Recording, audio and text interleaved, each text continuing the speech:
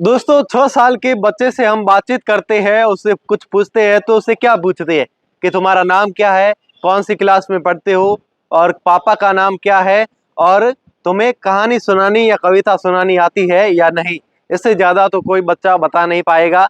आज हम बात करेंगे एक 6 साल की मासूम छोटी सी बच्ची कृष्णा कुमारी व्यास की, जो 6 साल की उम्र में ही है जो कथावाचक बन गई है। नानी बायरो मायरो कथावाचक करती है।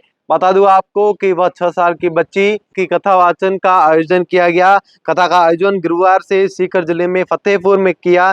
जब पहली बार इस बच्ची ने कथा सुनाई, आयोजन की तैयारी कई दिनों से जारी थी और लोग हैं और कुछ तो कथा सुनने के लिए पहुंच रहे थे और कुछ नन्ही सी मासूम बच्ची को देखने के लिए पहुंच रहे थे।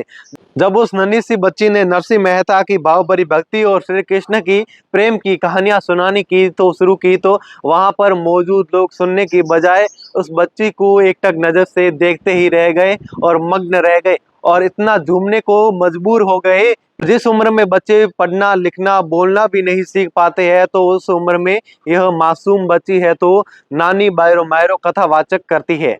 पिता महेश व्यास बताते हैं कि जब महज 4 साल की थी तब से ही कृष्ण के प्रति उनके प्रेम भाव की भक्ति आने लगी थी। जब वह भगवान श्री कृष्ण और राधा की फोटो देखती थी तो वह बताती थी कि ये मेरे मामा मामी है। और एक बार जब उनका वृंदावन जाना हुआ तो वृंदावन जाके जब मासूम बच्ची वापस लौटी तो वो कहने लगी कि मैं अपने मामा और मामी के घर जाके आई हूँ। तब से ही उसे इस भक्ति भाव में रुचि बढ़ गई और लगातार वह 2 साल से है जो अभी कथावाचक करती है और नानी बायरो मायरो तो इस तरह से सुनाती है कि कोई उसे सालों का ज्ञान हो। धन्यवाद।